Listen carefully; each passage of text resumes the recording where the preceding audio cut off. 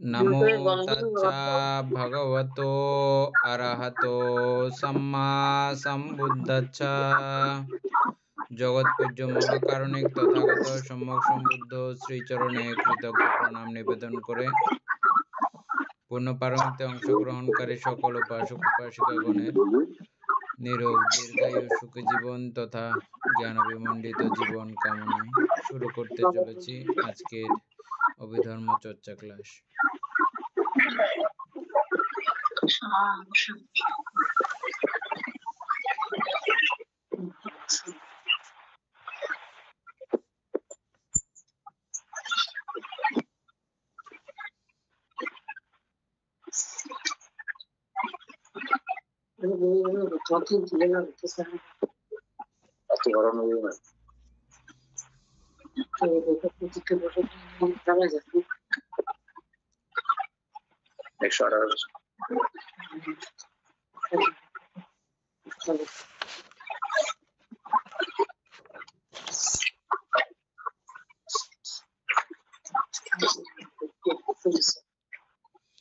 কালকে আমাদের কায় প্রসদ্ধি পড়া শেষ হয়েছিল, বোঝাও শেষ হয়েছিল না? কায় লঘুতা চিত্ত লঘুতা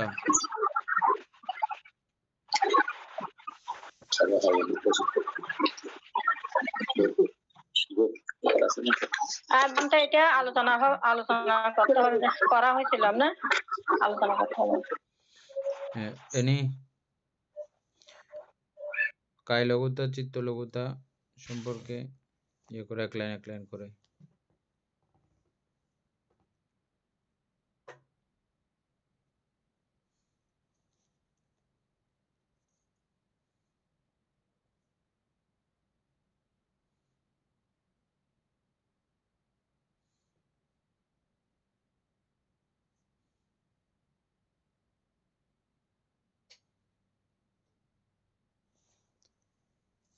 এনি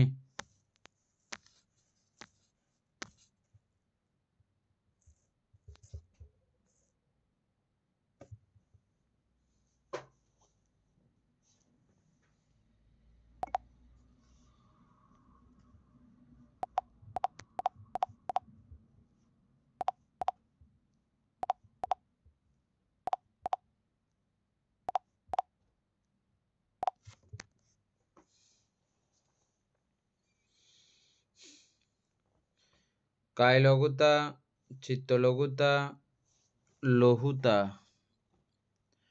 বেদনা সংজ্ঞা ও সংস্কারের শীঘ্র শীঘ্র পরিবর্তনশীলতাই কায় লঘুতা।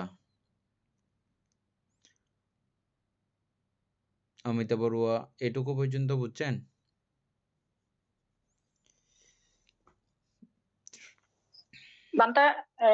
বেদনা সংজ্ঞা সংস্কার এগুলো তো নাম কায় আর কি, ওগুলো শীঘ্র শীঘ্র তাড়াতাড়ি পরিবর্তনশীল হয় এটা বলছে।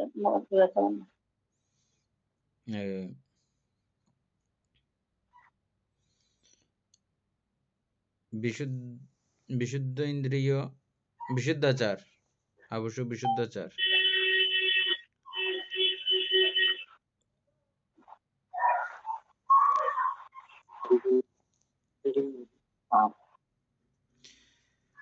শীঘ্র শীঘ্র পরিবর্তনশীলতাই কায় লঘুতা, এই কথাটা বুঝছেন? হ্যাঁ বানতে, হ্যাঁ এটা সম্পর্কে বলেন। এটা বানতে পরের লাইনে আছে চিত্তের শীঘ্র শীঘ্র, অর্থাৎ এই যে কুশল কর্ম করার জন্য যে যে চিত্ত যে তাড়াতাড়ি মানে কোনো একটা বা আলম্বন দেখলো বা কুশল কর্ম কেউ করতেছে বা দেখলো উনি, ওনারও ইচ্ছা হচ্ছে যে আমিও করি, বা বা মনের মধ্যে উৎপন্ন হলো যে আমিও এই কুশল কর্মটা করি বা আমি আজকে শীল গ্রহণ করি বা দান করি। এই যে শীঘ্র শীঘ্র যে বা কোন একটা কুশল কর্ম করতেছে বা অন্যজন থেকে দেখলো যে উনি মানে বা হয়তো উনি পথ দিয়ে যাচ্ছেন, অন্যজনকে দেখছে যে উনি দান করতেছে, ওনার দেখা মতো ওনার চিত্তে উৎপন্ন হলো যে হ্যাঁ আমিও দান করি, বা কেউ উপসৎশীল নিল, উনি দেখে বা দেখে হোক বা নিজ থেকে উৎপন্ন হোক, এই যে চিত্তের যে শীঘ্রস্বর যে পরিবর্তনশীলতা, এই যে চিত্তগুলো, এটা হচ্ছে আসলে কাই লঘুতা, বা পালিতে বললে লাঘুতা হয়। ও,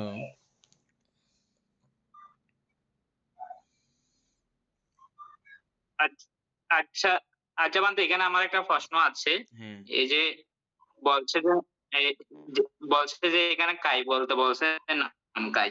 আচ্ছা বুঝলাম। এবং চিত্ত বলতে বলছে যে কৌশল চিত্ত, কিন্তু এগুলোর প্রভাব তো আমাদের যে রূপ কাই আছে, রূপ কাই তো পড়ার কথা।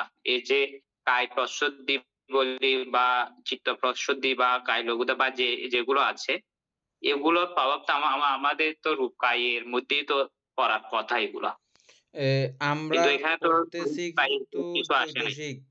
আমরা পড়তেছি যে চৈতসিক। চৈতসিক তো রূপের সঙ্গে হুম। সংশ্লিষ্ট না। চৈতসিকের সাইড হ্যাঁ, নামের মধ্যে পুরা, ঠিক আছে? না ঠিক আছে, তো ঠিক এটার আছে প্রভাব বানতে, তো রূপে নামের মধ্যে পড়বে। হলেও। এটার প্রভাব রূপে পড়বে, সেটা অন্য কথা, অন্য হুম। লাইন। ঠিক আছে, এটা প্রভাব কিন্তু না পড়বে, পড়বে না এরকম না, পড়বে। হ্যাঁ, পড়লেও হ্যাঁ বানতে আমি বানতে আমি বলছি যে এই জন্যই, এই যে এই অভিধর্ম সংগ্রহ আরো অনেকে অনুবাদ করছে, এবং একটি বইয়ে দেখলাম যে এখানে রূপ কায়েরও কথা লেখা আছে, ওই জন্য বললাম যে। আচ্ছা, যাই হোক, এ, এটা আমরা ধর্মসঙ্গিনী পড়ার পরে এটা সম্পর্কে যেটা উপলব্ধি, আহ, সেটা হচ্ছে যে লঘুতা মানে হচ্ছে যে অমিতা বড়ুয়া, এটা লিখে রাখবেন, বইয়ের সঙ্গে পুরা ম্যাচিং হবে না জিনিসটা। হ্যাঁ, পুণ্যকর্ম করার সময় অনেক সময় আমরা চিত্তকে এই গড় ঠেলে মুচড়ে না, যেমন স্কুলে যাওয়ার সময় বাচ্চাদেরকে অনেকে মার দিয়ে দিয়ে পাঠাইতে হয়, আবার এখানকার বাচ্চাগুলো স্কুলে যাওয়ার জন্য একদম উতাল পাতাল, খুব আনন্দ ওখানে স্কুলের মধ্যে, সেজন্য স্কুলে যাওয়ার জন্য ও খুব আনন্দ চিত্ত অনুভব হয়। আবার আমাদের দেশে অন্যরকম, ভয়ে যেতে চায় না বা ওকে জোর করে পাঠাইতে হয়। এই যে জোর করে পাঠানো, এটা হচ্ছে যে লঘুতা না, লঘুতার অপোজিট ব্যাপার, গাইট্টামি করা। আর এই চিত্তলঘুতা কায়লঘুতা হচ্ছে যে একদম খুব আরামসে ওগুলো করার জন্য সে রাজি থাকে, প্রস্তুত থাকে। কে? এই রূপকায়, এই নামকায় এবং চিত্ত, এই দুই বিষয়ই খুব সক্ষম থাকে এবং খুব দ্রুত দ্রুত তাদের সমস্ত কার্যক্রমাদি পরিচালিত করে ওই চিত্ত সংগঠনের সময়। আলসিয়ামি করে না কোনো অবস্থা, এই বেদনা সংজ্ঞা সংস্কার, এবং আলসিয়ামি করে না চিত্ত, চিত্ত আলসিয়ামি করে না, আর বিজ্ঞানও আলসিয়ামি, বেদনা সংজ্ঞা সংস্কারও আলসিয়ামি করে না। খুব স্মুথ থাকে, খুব দ্রুত তাদের চলন শক্তি, ক্ষমতা সম্পন্ন এটা থাকে। হ্যাঁ, এটা নিয়ে আমরা গত ক্লাসেও একটু কনফিউশন ছিল, এটা ধর্মসঙ্গিনী পড়ার পরে কমপ্লিট হয়েছে। এটা হচ্ছে যে মানে ওই সময়ে খুব কর্মক্ষম থাকে এটা। অবশ্য বিশুদ্ধচার লিখে রাখতে পারেন। এটা ঠিক বই পড়ে যে এই বিষয়টা ইয়ে হবে তা না। আর আমি যে কথা বলছি এটা আবার আপনারা মিলিয়ে নেবেন, পরবর্তীতে দেখবেন আসলে ঠিক কিনা। অর্থাৎ খুব হালকা ভাব, লঘুতা বানতে বলতে আমরা নরমালি আমরা কি বুঝি? হালকা ভাব। মানে আমরা যখন খুব নিজে হালকা ফুলকা হই, যেমন ইচ্ছামতো দৌড়াইতে পারি আমরা আমাদের শরীর দ্বারা। আর যখন লোড হয় ১০০ কেজির জায়গায় সে যখন ৩০০ কেজি হয়ে যায়, হাঁটতে ২ ওই ১০ হাত যাইতেও তার সময় লেগে যাবে। বুঝছেন না? বিশাল। তাইলে ওর লঘুতা না। হ্যাঁ, উল্টা। তাই এখানে যখন চিত্ত, কায় নামকায় যখন এরকম হালকা ফুলকা হয় বা ওটার প্রতি খুবই আগ্রহশীল থাকলে তখন সে হালকা হয়ে যায়। হালকাভাবে খুব দ্রুত ওর কার্যগুলো সমাপন করতে পারে। উপাসিকা অমিতা বড়ুয়া, এটা বুঝছেন তো না? বইয়ের বিষয়টা দিয়েও হ্যাঁ বানতে বসে পরবর্তীতে উদাহরণগুলো দিয়ে অবশ্যই বান্তি একদম পরিষ্কার হয়ে যাবে। হ্যাঁ। বান্তি বান্তি এই মনে করেন বান্তি এমনি তো গিয়া ওই নাম এবং রূপকে বানতে তো ওই মাঝি এবং ওই গিয়া নৌকোর সাথে তুলনা করা হয়েছে বানতে। তো মনে করেন বানতে একটা নৌকা হলে তো আরেকটা তো বানতে এটা অস্তিত্ব থাকে না। এটা কিভাবে বানতে গিয়া হতে পারি? কারণ এখানে তো মনে বানতে নাম কাই আছে, রূপ কাইতে নেই। আমাদের চিত্ত সংগঠিত হওয়ার জন্য রূপ কায়ের প্রয়োজন হয় না, এটা তো আপনি খুব ভালো করে জানেন। রূপ কায় ছাড়াও এই নাম কায়ের অস্তিত্ব তথা নামের অস্তিত্ব আছে, এটা তো জানেন। এমনিতে বানতে ওই গিয়া ওই যদি বানতে মাঝি না থাকে তাহলে তো নৌকোর তো কোনো মূল্য নেই, এবং নৌকো থাকলে তো মাঝি না থাকে কোনো তো এগুলো তো এই ক্ষেত্রে আপনি যেটা বলছেন সেটা এই নামকে দুই ভাগে বিভক্ত করা হয়েছে, নামকায় এবং রূপকায়। এখানে ওই চিত্ত এই নামকাইকে পরিচালিত করে, আবার এই নামকাইয়ের মাধ্যমেই ওই চিত্ত পরিচালিত হয়। এগুলো একে অপরের পরিপূরক। এটা ছাড়াও এটাও না, আবার ওটা ছাড়াও এটাও না,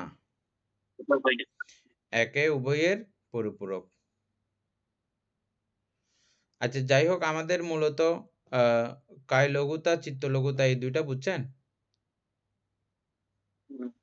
বিশুদ্ধাচার এটা লিখে রাখছেন? হ্যাঁ হ্যাঁ বান্দে আপনি যেটা বলছেন ওটা ঠিক আছে। হ্যাঁ, এটা আবার তারপরে আপনি আবার গুরুভান্তের সঙ্গে আলোচনা করে আরো একটু কনফার্ম করবেন। কালকে আমরা গুরুভান্তের সঙ্গে কিছু আলোচনা করার জন্য আপনাকে দিয়েছিলাম। এগুলো যদি আলোচনা কমপ্লিট হয় আমাদেরকে বলে ফেলবেন, জানিয়ে ফেলবেন। হ্যাঁ, হ্যাঁ ওইটা বানতে যেটা বলছে যে বিপাক, যে কুশল বিপাক চিত্তে যে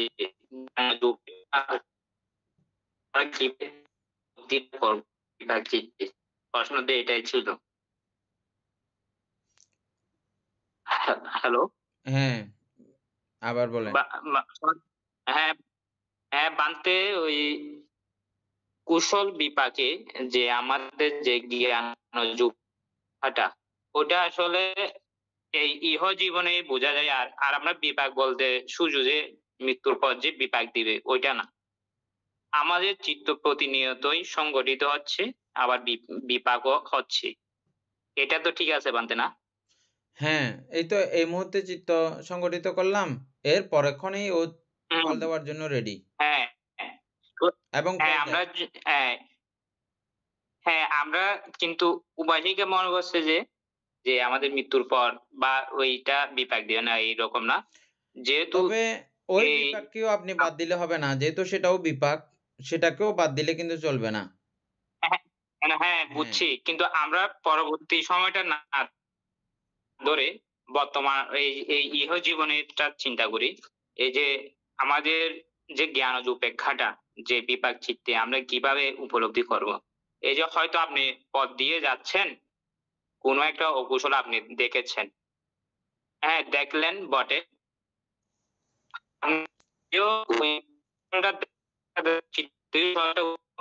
কিন্তু আপনার চিত্তে এই চিন্তাটা উদয় হয়েছে যে না এটা তো এটা যেহেতু অকুশল, আমি এর দিকে ধাবিত, চিত্তকে ধাবিত না করে কুশলটা চিন্তা করা।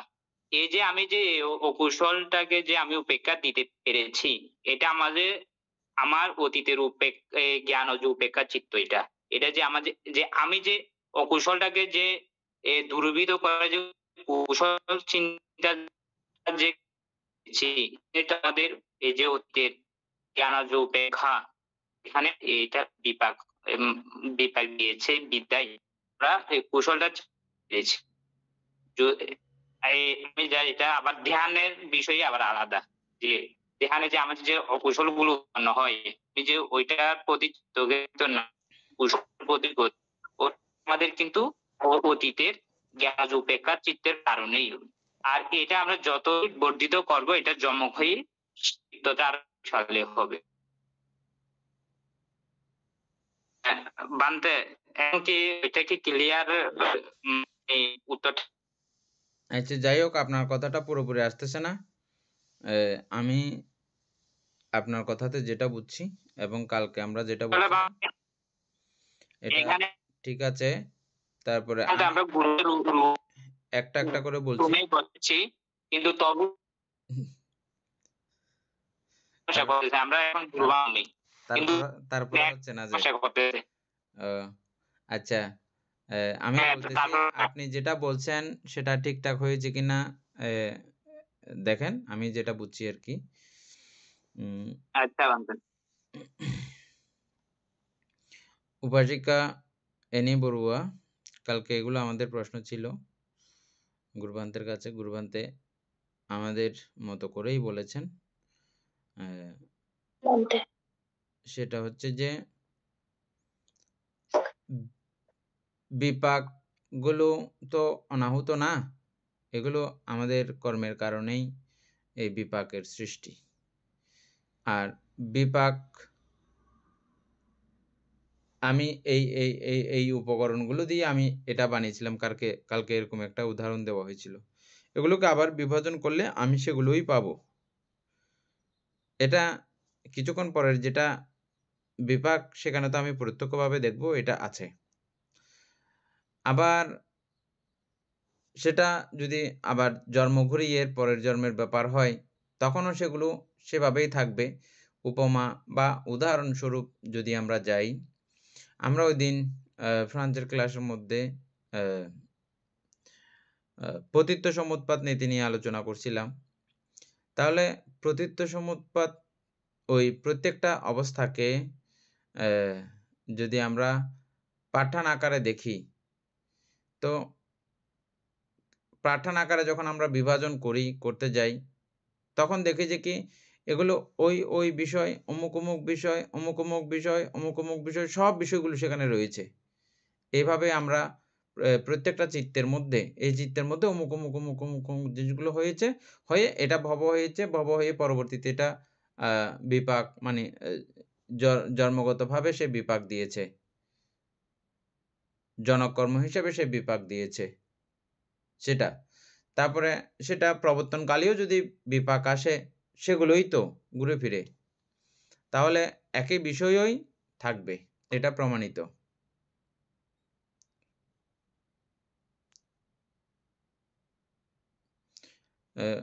অবশ্য বিশুদ্ধচার, আমি উদাহরণটা দিয়েছি যে এটা বোঝা গেছে, এটা এমনি সবার জন্য না, আপনারা বুঝবেন আশা করে। হ্যাঁ বান্ধব, তো যে ওইটা ঠিক আছে। এখন উপাসিকারা মানে ওনারা বুঝছে কিনা ওইটা হচ্ছে বিষয়। অমিতা বড়ুয়া, যদি না বুঝে তাহলে অমিতা বড়ুয়া, এটা এখন না বুঝলেও এটা নিয়ে আপনার এখন দুবাদুবি করার দরকার নাই। এটা পরে এমনিতেই কমপ্লিট হবে যখন আমরা পাঠান আলোচনা করতে যাব। আর এখন যদি বুঝে থাকেন তো খুব ভালো, সাধু। বুঝেন নাই? আমি বুঝতে পারছি, বুঝবেন না যে আমরা যে ভব মানে বলি, ভালো করে বুঝে নাই রে বান্ধব। আমরা যে ভব বলি, এই ভবটা কি এমনি এমনি হয়ে গেছে নাকি?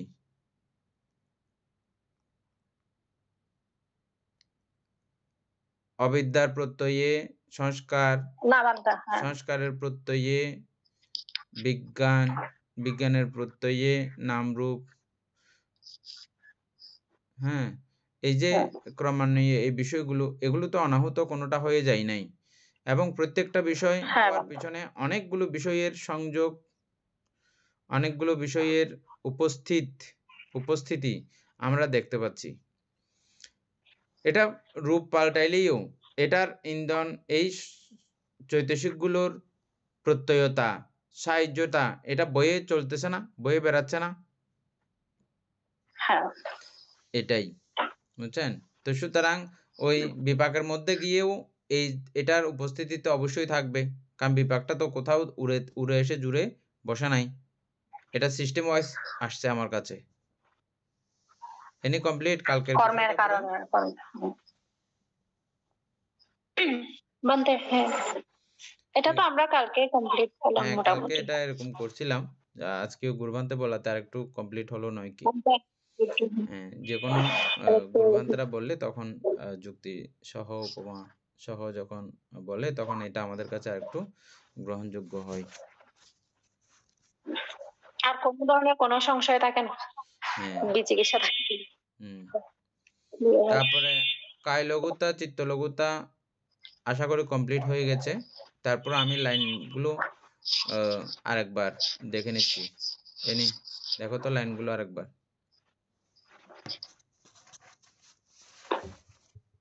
ওখান থেকে যেখান থেকে শেষ করছি সেখান থেকে। এখানে বেদনা সংজ্ঞা ও সংস্কারের শীঘ্র পরিবর্তনশীলতায় হচ্ছে কায়লঘুতা।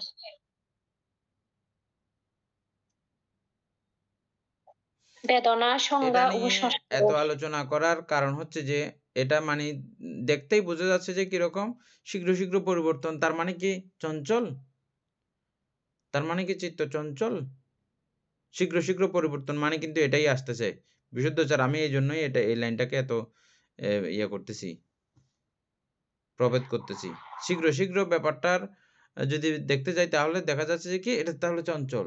না, এটা চঞ্চলতা হিসাবে এই শীঘ্র পরিবর্তনের ব্যাপারটা আসতেছে না। এটা হচ্ছে যে আমরা কুশল কর্ম করার সময় চিত্তটা একেবারে হালকা থাকবে, স্মুথ থাকবে। এটা আমি যেদিকে যেমনে এই কুশল কর্ম করতে চাইবো সেমনে ওভাবেই সে এই কুশল কর্ম করা শুরু করবে। কোনো রকমের বাধা বিপত্তি দেবে না, কোনো রকমের গাইট্টামি করবে না। এটাই হচ্ছে মূল কথা। তারপরে বলতে এটা কি এই ধ্যানের ক্ষেত্রে হয় এরকম, মানে শীঘ্রই পরিবর্তন হয়, মানে চিত্তের মধ্যে কোনো ধরনের কোনো অলসতা আসতে দেয় না? হ্যাঁ, ধ্যানের এটা ক্ষেত্রে হবে কুশল মাত্রাই তো এগুলো থাকবে, কায় লঘুতা, চিত্ত লঘুতা। ধ্যানের সময় যদি চিত্ত যদি গাইট্টামি করে তাহলে আর ধ্যান করা যায়? যায় না। চিত্ত আলসি করে বসে থাকলে ধ্যান করা যাবে? এবং নাম কায়ও আলসি করে থাকলে ধ্যান করা যাবে না। কে একজন কিছু বলতে চাইছিলেন?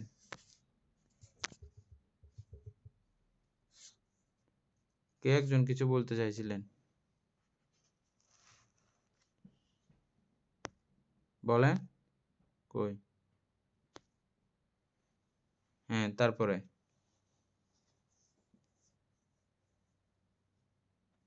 বান্তার একটু বুঝাই দিবেন?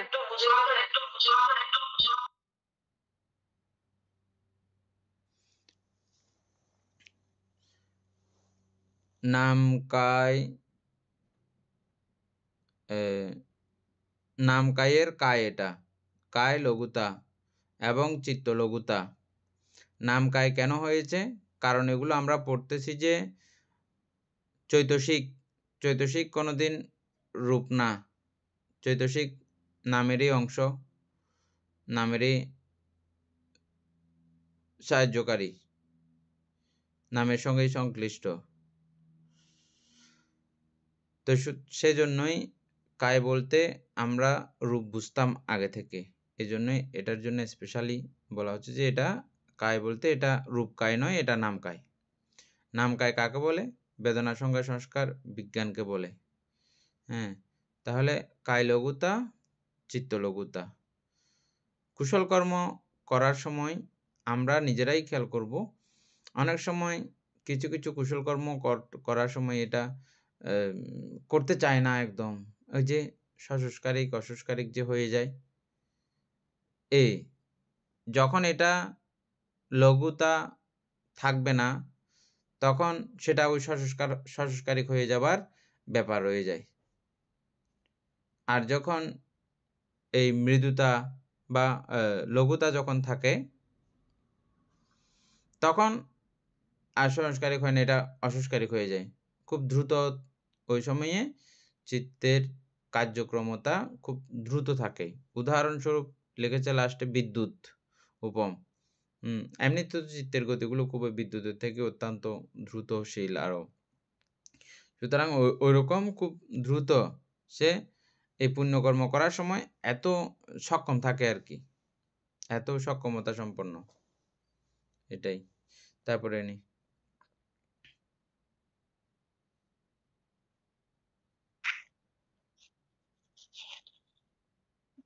কুশল চিত্তের শীঘ্র পরিবর্তনশীলতা, অর্থাৎ আলম্বন গ্রহণ ক্ষমতা, চিত্তলঘুতা যাহা ইহা দুর্বল, পুণ্যকর্মে তাহার চিত্ত প্রসারিত হয় না, সংকুচিত হইয়া থাকে, তপ্ত পাষাণে প্রক্ষিপ্ত পদ্মের ন্যায় সরসতাহীন হয়।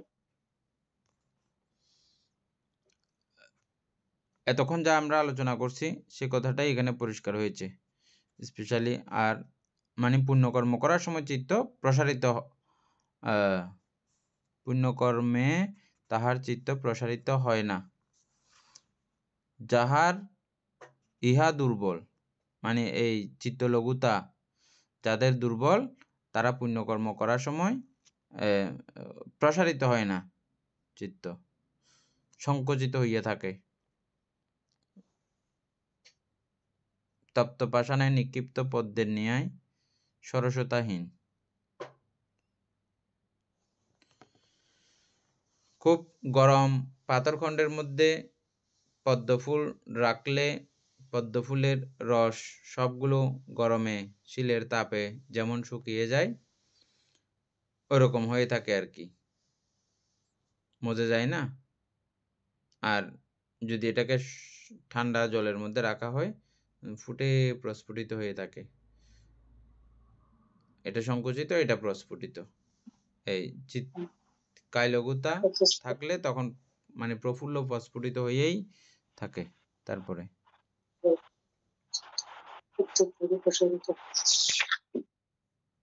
কিন্তু যাহা তাহার চিত্ত পুণ্যকর্মে বিদ্যুৎ বেগে প্রসারিত হয়, কিন্তু যাহার ইহা বলবতী তাহার চিত্ত পুণ্যকর্মে বিদ্যুৎ বেগে প্রসারিত হয়। শীতল জলে প্রক্ষিপ্ত পদ্মের নিয়ে প্রফুল্ল ও সরস থাকে, অস্থনমিদ্য ইহার প্রতিপক্ষ। ওই যে স্তনমিদ্য গাইডটা আমি বলছিলাম, গাইডটামি হচ্ছে যে ইহার প্রতিপক্ষ। স্তনমিদ্য, আলসি করে থাকা, অনাগ্রহ, এটা শেষ হয়েছে। এটা বোঝা হয়েছে। এটা কেউ আর না বুঝে থাকলে বলেন, আমরা এর পরেরটাতে যাব। আচ্ছা আচ্ছা বানতে একটা প্রশ্ন আছে। এই আপনি যে বলছেন বানতে সশস্কারিক অসংস্কারিক, কিন্তু আমরা দেখতে পাচ্ছি যে সশস্কারিক বা অসংস্কারিক যেটা হোক না কেন, এই মানে চতুর্থিক গুলো যে আপনি যে বলছেন এই লঘুতার মৃদুতা যদি না থাকে সশস্কারিক হবার সম্ভাবনা আছে। কিন্তু কিন্তু এখানে চিত্ত গঠনে তো দেখতেছি যে ওরকম কোনো বিষয় নেই, যে লঘুতা থাকলেই সশস্কারিক হচ্ছে, না থাকলেও অসংস্কারিক হচ্ছে, না সরি থাকলেই সশস্কারিক, আবার লঘুতার মৃদুতা মানে সশস্কারিক অসংস্কারিক সব সব সব দিকেই আছে। শুধু সেটার উপরে অবশ্যই নির্ভর করবে না, সেটা ছাড়াও হবে। তবে এটা এভাবেই সশস্কারিক হতে পারে, যেমন আমার এটা চিত্ত করতে চাচ্ছে না, আমি বলাজুরি করতেছি, করতে চাচ্ছে না আমি বলাজুরি করতেছি। যখন এরকম বারবার আমি চিত্তের সঙ্গে যুদ্ধ করে করি, ওটা সশস্কারিক না অসংস্কারিক? করতে চাচ্ছে না, এই যে আমার লঘু ভাব নাই, চিত্তের লঘু ভাব নাই। কিন্তু আমি এখানে দেখছি যে আমাদের যে 8টি যে মহাকুশল চিত্ত আছে ওগুলো যে কোন কোন চতুর্দশিক ওখানে যুক্ত হয়েছে, ওখানে কিন্তু এই বিষয়ে কিছু নাই। চতুর্দশিক যে লঘুতা মৃদুতা যে মানে সরকারি চিত্তে যে থাকবে না, এটা কিন্তু নাই এখানে। না, এরকম লেখা থাকবার কথা না, এটা জাস্ট আমি উদাহরণ দিচ্ছি। আপনি খেয়াল করে দেখেন, যখন এরকম আমাদের চিত্ত যখন আলসিয়ামি করে, তখন আমি জানতেছি যে এটা কি, এটা ভালো, এটা করা দরকার, এই আলসিয়ামি না করিস গরিয়েন, আমরা যেরকম খবরদারি করে হলেও করাই। যখন এরকম ওর উপরে এই কায় লঘুতার উপরে কায় লঘু ভাব যখন থাকে না, ওকে যখন আমরা জোর করে করাই, তখন এটা সহজকারী হবে না অসহকারী হবে? ওটা তো সংস্কারিক হবে বটে, হ্যাঁ, কিন্তু যুক্তিতে ওইটা আর তো কি, এমনি বলছে যে যুক্তিতে। আপনি বইয়ের কথা বাদ দেন না, যুক্তিসঙ্গতভাবে। করতে যাচ্ছে না, বা বলছে যে ও নিয়ে দেখা দেখি করতেছে, হ্যাঁ, বা কেউ বলো সেই জন্য হয় সংস্কারিক। হয়তো কেউ বলছে এই পূর্ণকর্মটা করলে ভালো, তো তখন তো ওইটা ওর চিত্তটা বিদ্যুৎ বেগে তো করতে পারে জিনিসটা। বা এই যে বার বলছে বা তুমি বলে এরকম এরকম ফল পাবে, বা হ্যাঁ, ওইরকমও তো হতে পারে। সংস্কারিক অসংস্কারিকের তো আমরা জাস্ট একটা উপরে লেভেলে শুধু চিন্তা করতেছি যে, কিন্তু সংস্কারিক অসংস্কারিক তো অনেক গভীরে আছে বিষয়টা। হ্যাঁ, আমরা না মনে করতেছি না, যে আমি এটা বানতে অসংস্কারিক হয়ে এই জন্য গেছে। বলছি যে যেহেতু আমাদের চিত্র গঠনে ওই চতুর্যুগ গুলো যেহেতু ওখানে বাদ বাদ পড়ে নাই, সেই জন্য আমি প্রশ্নটা করলাম যে এটা সর্বকুশল চিত্তের মধ্যে এই কায়লঘুতা আছে কি?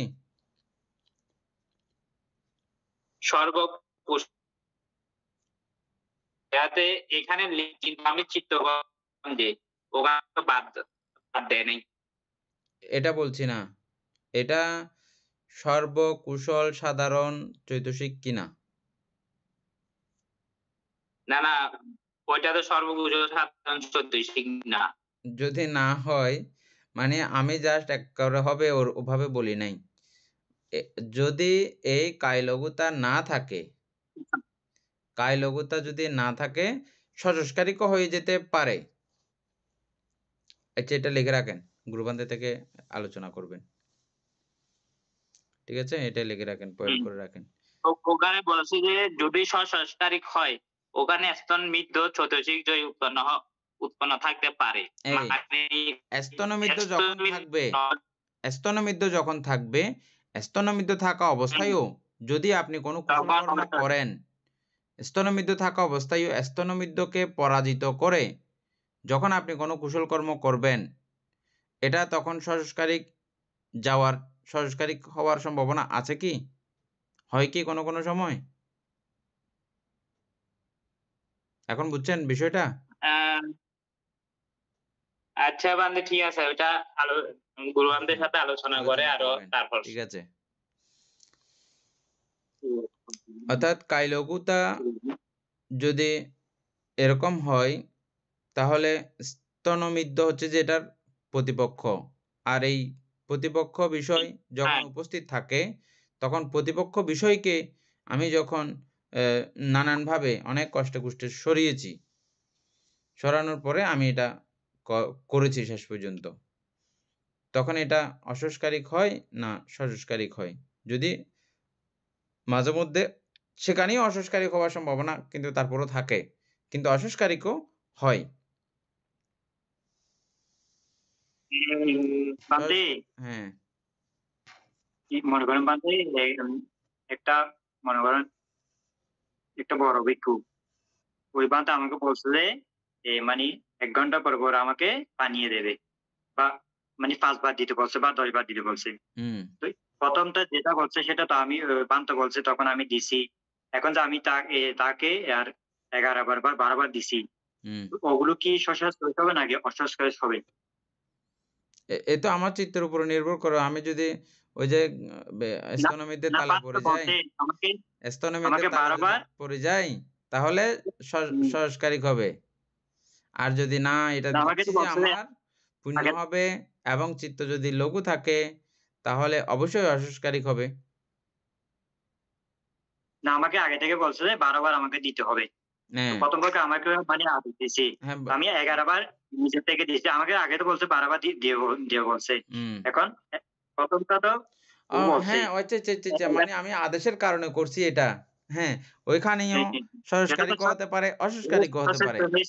হ্যাঁ, ওই ১ম বার আমাকে আদেশ দেওয়ার কারণে আমি করেছি বটে, কিন্তু হইলেও ওইখানেও আমার চিত্তের উপর পুরো নির্ভর, এটা আপনি নিজে বুঝে যাবেন। কখন আমি এটা অসংস্কারিক হলো, কখন সহস্কারিক হলো, একসময় আপনি গবেষণা করলে নিজে বুঝে যাবেন। ওই জিনিসটা আমার চিত্ত নিচ্ছে কিনা, নাকি এটা আমি উনার উপর প্রেশার ক্রিয়েট হয়ে আমি করতেছি। হ্যাঁ, যখন প্রেশার ক্রিয়েট হয়ে যাবে, তখন এটা প্রথমবার না হতে পারে। কিন্তু এর পরবর্তীতে আপনি বুঝে নিলেন যে না, এটা তো অনেক পুণ্যকর্ম। হ্যাঁ, এভাবে যদি গুরু ভান থেকে যদি সম্মান করা না হয়, কোনো গুরুই শিষ্যের প্রতিও আদর, যত্ন, মায়া, মমতা, শিক্ষা-দীক্ষা এগুলো দেবে না। তো এগুলো না দিলে তো বৌদ্ধ ধর্ম তো লন্ডভন্ড আচ্ছা, হয়ে যাবে। একটা সুতরাং বানতে আমাকে আদেশ দেওয়ার পর আমি যে এই পানীয় নিয়ে আসলাম, মানে খুবই মানে কি উৎসাহের সহিত, ওটা তো আমার তো আদেশের কারণে তো সসংস্কারিক হবে। কিন্তু ওখানে দেখতেছি যে কায়, লঘুতা, মৃদুতা ওগুলো আছেই। তাহলে তো ওটা তো সসংস্কারিককে যে লঘুতা, মৃদুতা তো আছে, এখানে প্রমাণ হচ্ছে বানতে। ও এটাই বলতেছি আমি। এটা সব সময়ের জন্য না, কোনো সময়ে এই কায়, লঘুতা না থাকলে চিত্ত সসংস্কারিক হতে পারে। না, আপনি বানতে ডিরেক্টলি আপনি যেহেতু বাদ দিয়ে বলছেন যে লঘুতা আর মৃদুতা যদি না থাকে তাহলে অসংস্কারিক হবে। ওইটা আপনি ওইভাবে বলার জন্য আমি প্রশ্নটা ও করছি না, যে না হলে তো থাকে না। ওই যদি জন্য। থাকে তাহলে অসংস্কারিক হবে। আমরা একই কাজ হ্যাঁ, করার হ্যাঁ। সময় মনে করেন আমরা একই চিত্ত করতেছি। চিত্ত করার সময় আ যেমন আপনি চা দিচ্ছেন ভান থেকে। চা দেওয়ার সময় এখানে চিত্ত যে শুধু একটা হয়েছে তা না। অনেকগুলো চিত্ত হয়েছে। এই চিত্তের মধ্যে কিছু চিত্ত আছে সেখানে অসংস্কারিক হয়েছে। কিছু চিত্ত আছে আবার সংস্কারিক হয়েছে। একটা বিষয়কে আপনি এখানে ৫০০, ১০০০ বারও আপনি চিত্ত উৎপন্ন করে ফেলেছেন। এই তো একটা চা দিতে গিয়ে। এই তো বান্দা তো আমি সেই ওইটা বলি যে হ্যাঁ, ওইটা সংস্কারিক হোক বা অসংস্কারিক হোক, ওখানে মৃদুতা, লঘুতা থাকবে। আমি তো এটাই বলতেছি। হ্যাঁ, সংস্কারিক হোক বা অসংস্কারিক হোক থাকবে, এটা ঠিক আছে। কিন্তু আমি বলতেছি যে থাকবেই। এটা না। অর্থাৎ যখন এই চিত্ত যখন এরকম গাইট্টা হয়ে যাবে, গাইট্টা হয়ে গেলে যখন আমাকে এটা প্রেশার দিয়ে তুলতে হবে ওকে, জোরাজুরি করতে হবে। এই জোরাজুরি করতে যাইলেই তো সংস্কারিক হয়ে যাচ্ছে। চিত্তের সঙ্গে হোক বা মানুষের বান্দা প্রেশারে হোক।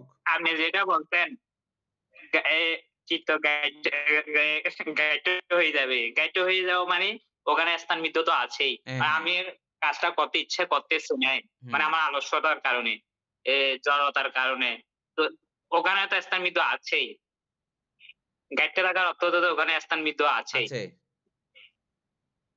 তো স্তনমিদ্ধ আর থাকলে বা কলেজে ওখানে ওইগুলোর কোনো স্থান নাই। বানতে হ্যাঁ, তো ওই জায়গায় আমার চিত্তের অলসতার কারণে যখন কাজটা করতেছি না, এরপর আমার বাধ্য হয়ে যখন করতে হচ্ছে কাজটা, হুম। মানে আমাকে আদেশ দিয়েছে, সেজন্য আমি কাজটা করতে হচ্ছে বা করতেছি, তো ওই সময় কি ওইখানে চিত্তলঘুতা বা কায়লঘুতা থাকবে না? ইচ্ছা নাই, তারপর আমি জোরপূর্বক ভাবে কাজটা কিন্তু করতেছি। আচ্ছা যাই হোক, এটা যেহেতু সর্বসাধারণ কুশল চৈতসিক নয়, সেহেতু এটা নাও থাকতে পারে। না থাকবে। থেকেও আ অসংস্কারিক, সংস্কারিক ২ টা চিত্তই হতে পারে। শুধু যে সেটার উপরে নির্ভর করবে আমি ডাইরেক্টলি এরকম বলছি না।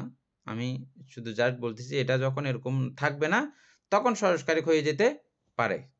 সংস্কারিক হওয়ার জন্য এটাও একটা উপাদান হতে পারে।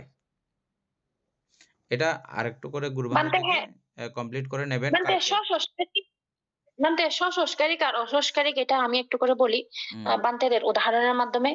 যে বান্তেরা বলেছেন যে গুরু বান্তে যখন মানে আদেশ করে যে মানে আমাকে ১২ বার পানীয় বানাই দিতে হবে বা চা বানাই দিতে হবে, তো ওই ১২ বারের মধ্যে ১১ বার, হ্যাঁ ওইটা ঠিক আছে, আমাকে আদেশ দিয়েছে, এটা কিন্তু সংস্কারিকের মধ্যে পড়ে।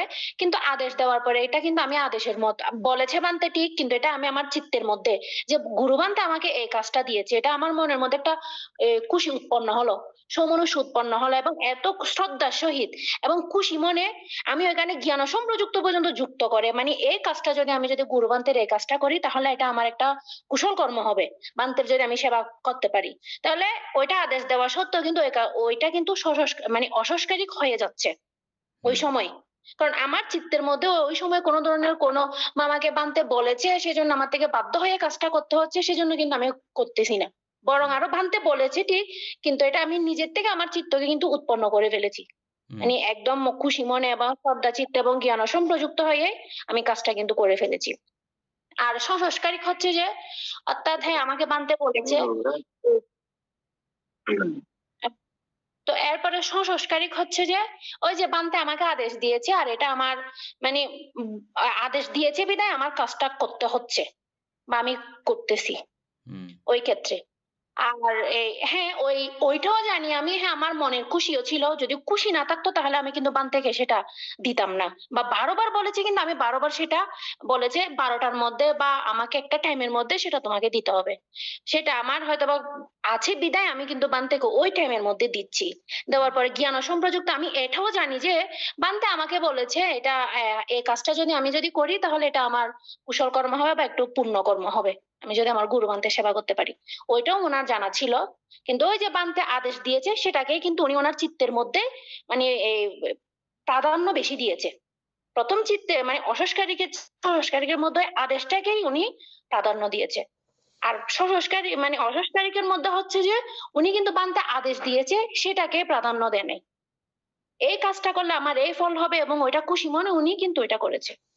আচ্ছা, যাই হোক, এটা পুরোপুরি আদেশের উপরে এরকম নির্ভর করে না, বা কোনো সামাজিকভাবে কেউ একটা নিল, যে দায়িত্ব নিল, কেউ একজনে সঙ্গদান করবে, সঙ্গদান করার জন্য সবাইকে বলছে সে, তো সে একজনে বলছে আর বাকিগুলো তার মতে সহমত মিলেইছে। এই যে সহমত মিলানোর মধ্যে সবার যে সংস্কারিক হবে এমন না, সেখানেও যাদের এই পুণ্য সম্পর্কে যাদের স্বতঃস্ফূর্ততা আছে, তা শোনা মাত্র ও বাহাদুরি কি ভালো কাম, তুমি দায়িত্ব নিয়েছো, আমি মহা খুশি হয়েছি। হ্যাঁ, এটা বাকি সবাই যদি এরকম একটা মানসিকতা উৎপন্ন, সকলেরই অসংস্কারিক। আচ্ছা, যাই হোক, আমাদের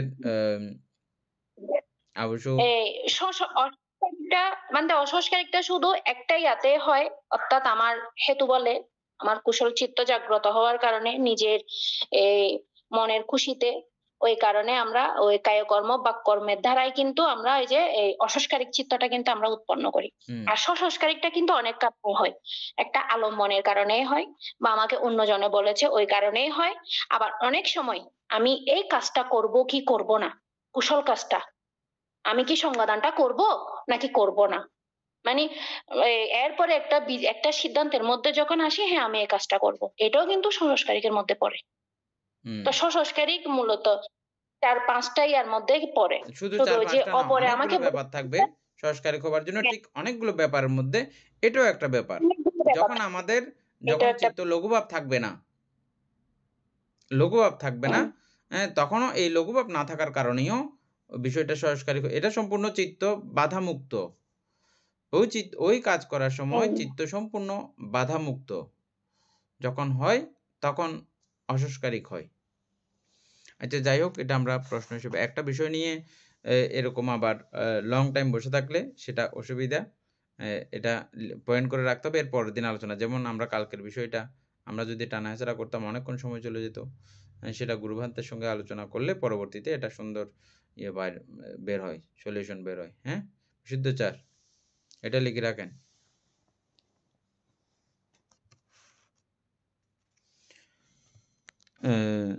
যারা নতুন আছেন তাদের জন্য এটা অবশ্য অনেক হয়ে যাচ্ছে বিষয়টা, মানে তারা বিষয়টা সে কি হচ্ছে আলোচনা বুঝে উঠতে পারতেছে না সবাই, কি থেকে কি এত গন্ডগোল চলে যাচ্ছে। অমিতা বড়ুয়া বুঝতেছেন মনে হয় না?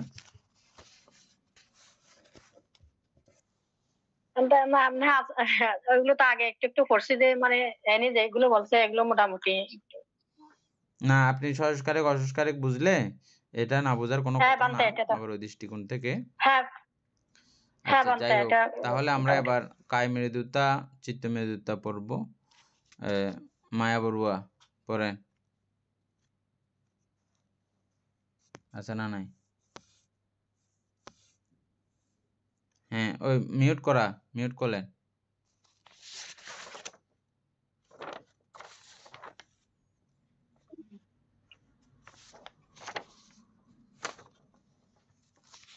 কায় মৃদুতা চিত্ত মৃদুতা। মৃদু অর্থ কোমল, মৃদুর ভাব মৃদুতা বা কোমলতা। যাহার কায় মৃদুতা চিত্ত মৃদুতা দুর্বল, তাহার চিত্ত পূর্ণ কর্মে তন্ময় হইতে পারে না। শত্রু হস্তে বন্দীকৃত যোদ্ধার মানসিক অবস্থা প্রাপ্ত হয়, চিত্ত যেন বস্তুরীভূত হয়। কিন্তু যাহার ইহা প্রবল, তাহার চিত্ত পুণ্যকর্ম সম্পাদনে প্রিয় জ্ঞাতি পরিবেষ্টিত যোদ্ধার চিত্তের ন্যায় মৃদুল ও তন্ময় হয়। মান দৃষ্টি ইহা প্রতিপক্ষ, কারণ এই ক্লেশদয় চিত্তের কঠোরতা সম্পাদনে খুব কটু। বিশুদ্ধ 4 অবশ্য আলোচনা করেন।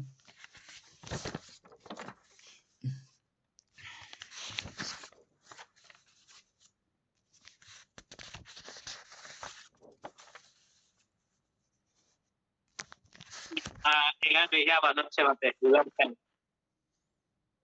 হ্যালো। হ্যাঁ, এক লাইন করে, বুঝছেন? এক লাইন করে। কায় মৃদুতা চিত্ত মৃদুতা।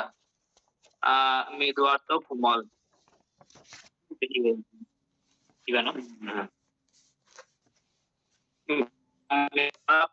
বা কোমলতা।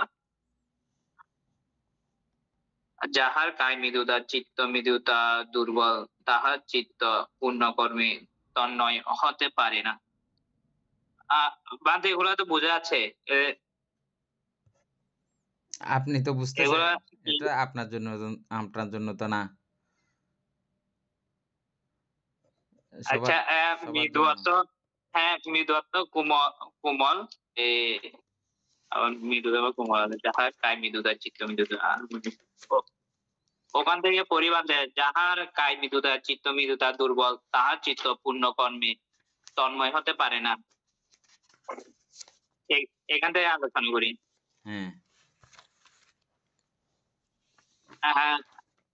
যেহেতু আমরা পূর্ববর্তীতে জেনেছি যে কায় বলতে এখানে বেদনার সংজ্ঞা এবং সংস্কারের কথাই বলা হচ্ছে।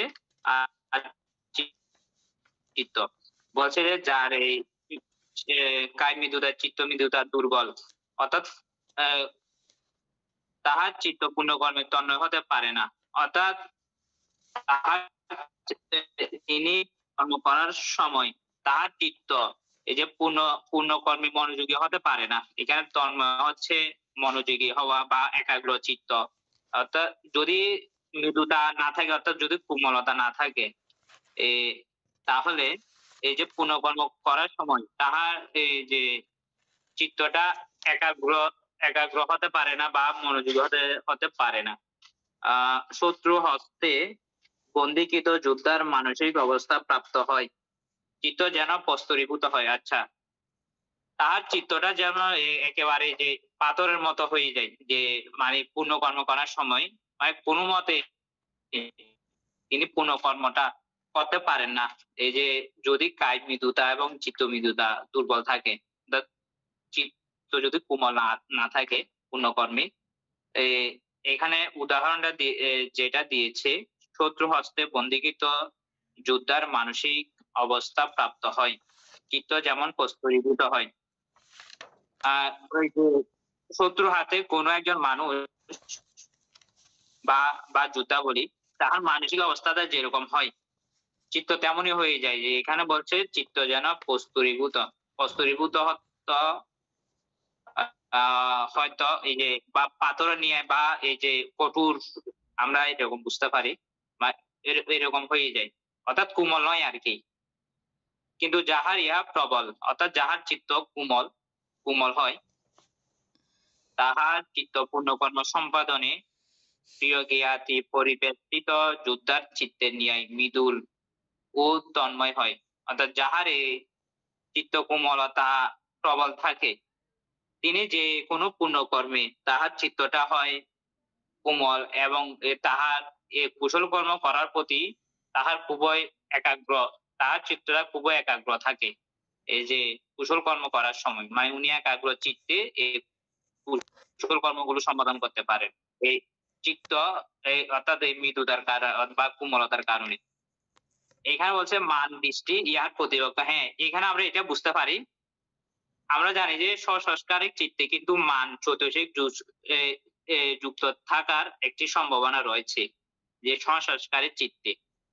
তো ওনার এই চিত্ত কোমলতা থাকার কারণে এই মান চৈতসিকটা ওখানে থাকবে না, তার মানে চিত্ত অসংস্কারিক হবার সম্ভাবনা রয়েছে। এই যে পুরোপুরি যে অসংস্কারিক হবে এটা বলছি না, যেহেতু এখানে মান এবং দৃষ্টিও ওখানে বলছে যে আর প্রতিপক্ষ, তার মানে ওনার যে মিথ্যা দৃষ্টি, এখানে দৃষ্টি বলে মিথ্যা দৃষ্টিতে ওনার থাকবে না, তার মানে উনি জ্ঞান সম্প্রযুক্ত ভাবে এবং এই যে ওই কুশল কর্মটা এই চিত্ত কোমলতার কারণে উনি সম্পাদন করতে পারবেন।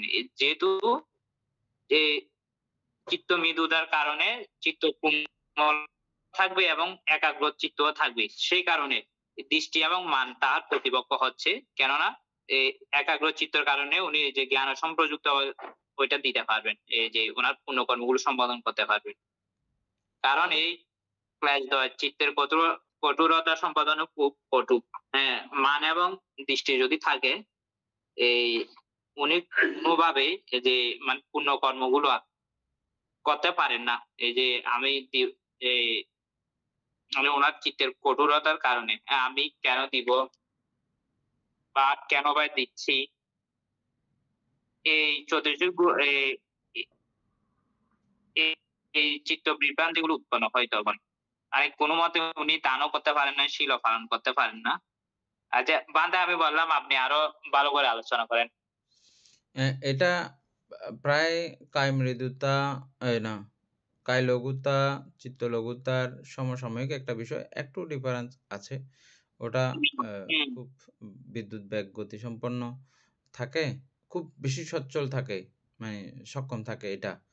আর এটা কোমল হচ্ছে যে আমরা বলি না কোমলমতি শিশু, যাদের যে বাচ্চাগুলো, কতগুলো বাচ্চা আছে খুব কোমলমতি থাকে তাদের। এই বাচ্চা ডাইনে যাও বললে ও ডাইনে যায়, ওই বাচ্চা বাইরে যাও বললে ও বাইরে যায়, এ বয় বলে বই যায়, কতক্ষণ কাটতে পাইছে কিল্লা বইতাম এরম গুরুরে, ওদের কোমলতা নাই আর কি। কিল্লা বইতাম করে কতগুলো আছে না বাচ্চাগুলো, যেগুলো গাইটামের শিখে গেছে ওই জাতীয় বাচ্চা আর কি। তো ওটা হচ্ছে তার মধ্যে সে কোমলতা হারিয়েছে। কিন্তু নর্মালি শিশুসুলভ ব্যাপারটা হচ্ছে যে কি কোমল মানে কি, ওকে আমি যা করতে বলি সে করে ফেলে। যেমন কোমল মাটিকে আমরা যখন একদম কুমাররা যখন মাটিগুলো দিয়ে কাজ করে, ছোট ছোট নুড়ি পাথর কণা অনেক কিছু থাকে, এগুলো খুব যত্ন সহকারে এগুলো সব তারা পরিষ্কার করে ফেলে। অথবা এরকম নুড়ি পাথর জাতীয় কিছু না থাকে মতো ওই জায়গা থেকেই তারা মাটি সংগ্রহ করে। সব জায়গার মাটি দিয়ে ওগুলো বানানো যায় না। এটা যখন কোমল হয়, কোমল বানায় তারা অনেকক্ষণ পায়ে করে করে, হাত দিয়ে মলে মেশিন দিয়ে করে করে কোমল বানায়। কোমল বানানোর পরে ওকে যা ইচ্ছে তা বানানো যায়। হ্যাঁ, এই কোমল বিষয়টা হচ্ছে যেমন আমাদের চিত্ত যখন এরকম কোমল থাকে, এর বাধ্য আর কি, একেবারে বাধ্য। হ্যাঁ, চিত্ত বলেছে, চিত্ত এটা ঠিক করেছে এটা করার জন্য, তখন চিত্ত কোমল হয়ে যায়। আবার চিত্তের পাশাপাশি কায়, এই নাম কায়, এটাও কোমল হয়ে গেল। এই কোমল হয়ে গেলে ওই অবস্থাটাকে বলা হয় মূলত এই কায় মৃদুতা, চিত্ত মৃদুতা। এনি বোঝা গেছে? এটা নিয়ে আর কোনো রকমের অসুবিধা আছে? না বান্তে বোঝা গেছে। বান্তে এটা এটাতেও কোমলতাটা ওই কখনো প্রশ্ন, বিশুদ্ধাচার, এটাও যদি হয়ে না থাকে, সর্বচিত্ত সর্বকুশল চিত্ত সাধারণ যদি হয়ে না থাকে, এটা যদি না থাকা অবস্থায় যদি কুশল চিত্ত হতে পারে, তাহলে এটাতেও সংস্কারিক হবার একটা সুযোগ থাকবে। এটা দ্বারাও সংস্কারিক হবার একটা সুযোগ থাকবে, এটাও আলোচনার মধ্যে রাখবেন। যাই হোক, এটা এমনি বইয়ের মূল বিষয়ে কিন্তু না, এটা এমনি আমাদের মনে থেকে আসছে, আলোচনা করে ফেলতেছি আর কি, গ্রুপান্তে যেহেতু আছে সেহেতু। যাই হোক, এরপরে হচ্ছে যে 4টা 4 হয়েছে, শেষ করে দেবো নাকি? বান্তে হ্যাঁ, এই ক্ষুমলতাটা কখন চিত্তের মধ্যে উৎপন্ন হয়? অর্থাৎ আমাদের মধ্যে প্রথমত কুশল চিত্তের মধ্যে প্রথম 1 নাম্বার চিত্ত হচ্ছে যে শ্রদ্ধা, শ্রদ্ধার পরে স্মৃতি, স্মৃতির পরে হচ্ছে যাই হোক, আমি প্রশ্নটা বুঝছি, এটা আগে বলি। প্রশ্নটা বুঝে পরে হারাই যাবে এটা। কোমলতা উৎপন্ন নানাবিধ কারণে হতে পারে। আমার জন্ম জন্মান্তরীণ সংস্কারজ কারণেও হতে পারে, অথবা আমি যে চিত্ত নিয়ে জন্মগ্রহণ করেছি ওই চিত্তটা ওই বিষয়ের সঙ্গে খুব সুপরিচিত, সে কারণেও এই কুশল বিষয়ে তার কোমলতা থাকতে পারে, অথবা অতীতের কোনো ব্যাপার সেভাবে না থাকলেও বর্তমান পারিপার্শ্বিক সবকিছু ব্যাপার নিয়ে আমার এই কুশল চিত্তে এই কোমলতা আসতে পারে, অথবা আমার মা বাবাকে কেন্দ্র করেও এই কোমলতা আসতে পারে, অথবা স্থানীয় ভিক্ষু সংঘের আচার ব্যবহার দেখে, তাদের সৌষ্ঠব্যতা দেখেও এই কোমলতা উৎপন্ন হতে পারে। নানান কারণে, নানানভাবে, হ্যাঁ? যাকে কেন্দ্র করে সেই কুশল কর্মটা করতেছি, ওই ব্যক্তিত্বের কারণেও এই কোমলতা হতে পারে। নানাবিধ কারণে এই কোমলতা হতে পারে, অথবা মন থেকে আপনা আপনিও উৎপন্ন হতে পারে।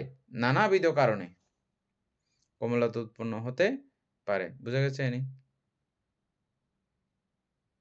এবার তুমি যেটা বলতে চাইছিলে এটা বলো। হ্যাঁ বান্তে, আমি বলতে চাচ্ছি যে অর্থাৎ আমাদের চিত্ত কখনই কোমল হয়, হুম, অর্থাৎ আমরা যখন লোভ দোষ মোহ সম্পর্কে যখন জানতে পারি এবং লোভের কারণে, এবং আমাদের চিত্তের মধ্যে যখন শ্রদ্ধা উৎপন্ন হয়, হুম, আমরা যখন অকুশল পাপ মানে অকুশলকে আমরা মানে অকুশল আমরা যখন চিনতে পারবো, হুম। আমরা পাপকে ভয় করব, এরপরে এই